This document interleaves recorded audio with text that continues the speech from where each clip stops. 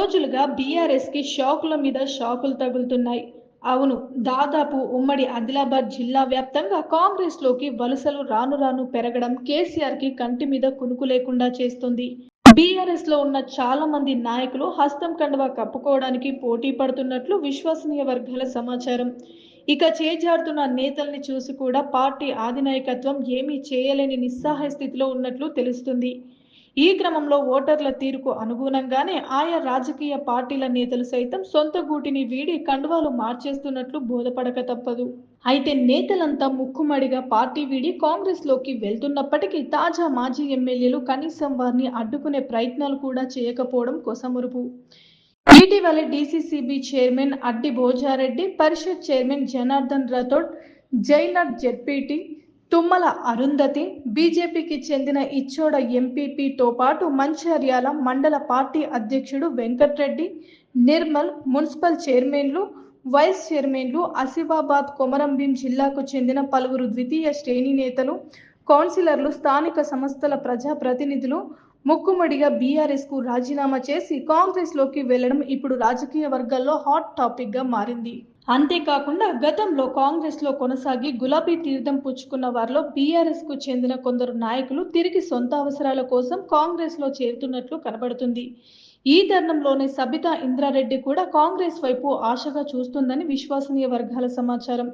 ఇకపోతే పట్టోల సబితా ఇంద్రారెడ్డి 2019లో టీఆర్ఎస్ పార్టీలో చేరింది. కాగా 2018లో జరిగిన ఎన్నికల్లో సబితా ఇంద్రారెడ్డి కాంగ్రెస్ పార్టీ నుండి పోటీ చేసి టీఆర్ఎస్ అభ్యర్థి తీగల కృష్ణారెడ్డిపై గెలిచింది. తరువాత అన్యూహ పరిణామాల మధ్య 2019 మార్చి 14న టీఆర్ఎస్ పార్టీలో చేరడం జరిగింది. 2019 డిసెంబర్ 8న ముఖ్యమంత్రి కేసీఆర్ రెండవ మంత్రివర్గంలో మంత్రిగా ప్రమాణ స్వీకారం చేసిన తర్వాత ఆమెకు విద్యాశాఖను కేటాయించారు.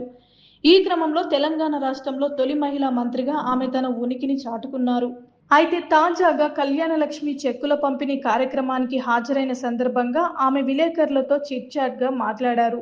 బీఆర్ఎస్ అధినేత కేసీఆర్ ఇటీవల ఎర్రవెల్లిలో ఎమ్మెల్యేలతో ఏర్పాటు చేసిన మీరు వెళ్ళలేదు కదా, దీనిపై స్థానికంగా పార్టీ శ్రేణులు అయోమయంలో ఉన్నారు.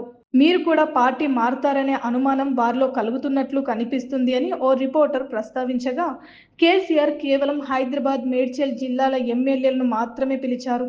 ఇంకా మా వంతు రంగారెడ్డి జిల్లా వంతు రాలేదు అని సబితా ఇంద్రారెడ్డి బదులిచ్చారు. రాష్ట్రంలో విద్యాశాఖ మంత్రి కూడా ముఖ్యమంత్రేనట.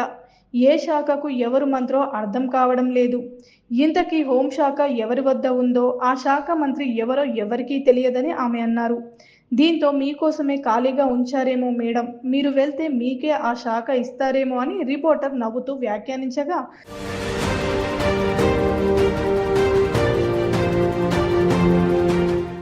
మంత్రి పదవి కావాలంటే అదృష్టం కూడా ఉండాలి.